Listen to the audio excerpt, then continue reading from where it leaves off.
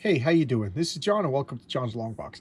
It's been a crazy couple of days. My microphone broke, so I had to get a new microphone, and now I'm testing out a new microphone. So I'm going to make a short video for today, and this is another back issue Bonanza. What does that mean? This is comics that are going into my back issue collection. So I showcased Captain Savage and the Leatherneck Raiders #1. That was the only one I bought. So I bought two, and I bought three. Well, let's look at the cover of this. Return of Baron Strucker and the Samurai Squad. I can't wait to meet the Samurai Squad. I don't know. I love this cover. I love the cover of the last one. There was a little like weird things like the way the guns are pointed right at you when they should be a little, but that don't bother me. And look at that Hail Hydra guy. So this is exciting to me. I can't wait to read this. And here we have issue #3. Sorry about the glare. And we have Captain Savage. Who's he tied to? Is that Nick Fury? I don't know. 2 against Hydra. So Baron Strucker. This looks like he carries over. This is exciting. All right, and then I'll get the rest of the comics that I'm going into my back issues. So somebody requested I show Indiana Jones, and all I had was Indiana Jones #1, and I didn't quite like it. And then I bought one. I bought 2 to 5, and you know what? I'm liking it better. So now I got 6 to 10. Who's that? Okay, Champlain and Austin. So Terry Austin still, but it's a rotating cast of artists and writers. This is pretty interesting. It could be worse. Marion. Oh, so Marion's back in this one. It could be Snakes. That looks pretty cool. That looks pretty cool. This series came out in 1983. I never read these before, so this is going to be kind of, with the exception of the first story, Indiana Jones is he's back to being like likable. He's still, I mean, you can't match the charisma of Harrison Ford. But what do you want me to say? That, you know, they're doing okay. They're doing pretty good. Here we go. He looks. Is this Howard Chaykin? I've never seen these before. Oh yeah, Chaykin and Austin. Okay, I recognize because Howard Chaykin. It's like, oh, it's almost like a self-insert. He puts himself into every male character. And who's that? That looks pretty cool. Looks pretty cool. Is that? Yep, Chaykin and somebody else. I can't read that.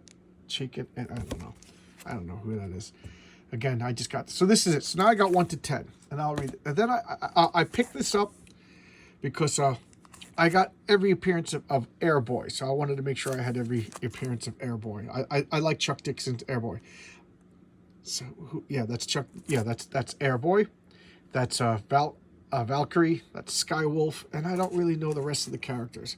I think that's Whisper or Silhouette, something like that. But Total Eclipse. Eclipse was a big comic book company. They came and went, but I thought they were really influential. I thought they were really good. And what is this? Oh, Tales of Terror. I liked all these. These are anthology horror stories. I picked these up. I don't even remember ordering this, but obviously I ordered it. So that's a pretty gruesome cover. Imagine that, you're getting eaten by insects alive. They're taking you away. Ooh, that's pretty creepy. And then I know you guys gonna laugh at me, but I got to finish this Chili. So now they're pretty cheap. So I'll be getting the rest of them pretty. But issue #1 was quite expensive, but I'm enjoying these. No Parking, Snow Street. Reggie, how long have you been waiting? And Chili is she's the bad girl, the frenemy of Millie. And Millie is one of Marvel's original characters, believe it or not. I'm sure if you've seen my videos for a while, you know that I showcased Millie, so you know that I don't know. But I'm kind of getting excited. Too much coffee because I really wanted to do a video today. I want to test out this mic.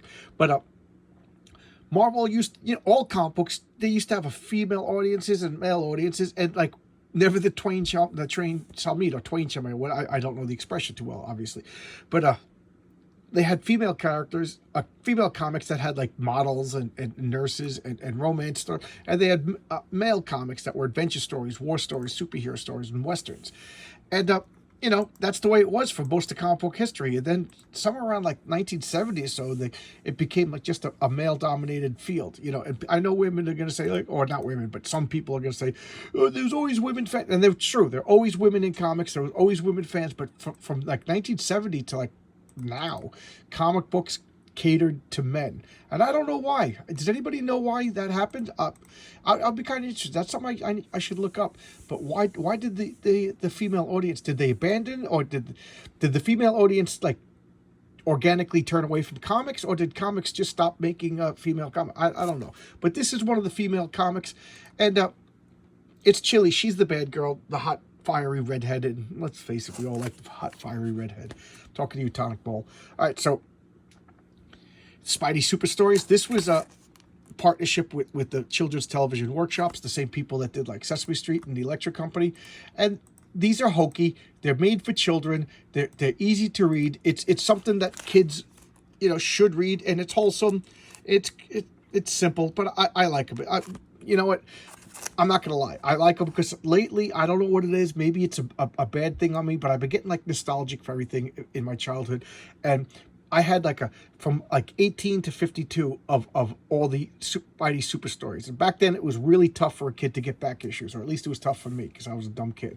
So I didn't have the original, the first 18. So now I'm buying them all and catching up, and because they disappeared on me. I talked about that a few times. I had a whole box of comics. And this is Warhammer. This is issue 35. I told you a roommate in college gave me issues 1 to 25, or 0 to 25, and I liked them. I just read a review about this where somebody in the review said, the most surprising thing about Warhammer Monthly is how good it is. And I got to say, it's really, really good. I don't play the Warhammer game. I'm kind of interested in the Warhammer game, and that's bad because it's very expensive. But where I moved now, I joined a online Warhammer group, but I don't play Warhammer because these guys all play other board games, and they're also comic book guys, and a few of them have come to my house and we played board games. But Warhammer is just, I don't want to paint models, and I don't want to spend thousands of dollars because I don't have any more room to store this stuff. Even though I just bought a house, I bought a comic book room, I have a board game room, I have a library upstairs. I don't have another place to store. Like I have a garden shed, and it's filled with superhero action figures that I just don't have the room to display. How's that? So anyway, whenever these are pretty cheap because they're from Britain. I mean, these are pretty expensive because they're from Britain. So whenever I see them at my comic shop for a reasonable price, I'll throw in. So I have to reread because I always kind of forget because it's an anthology series. All right, so today's a short video. Let me know. I'll keep this here. Let me know if the sound quality is good. I'm gonna watch this video and test it out. So if this microphone is working well, I'll go back to making regular videos. Okay, I'll see you tomorrow, guys, with hopefully a video because hopefully this microphone works. All right, I'll see you. Bye bye.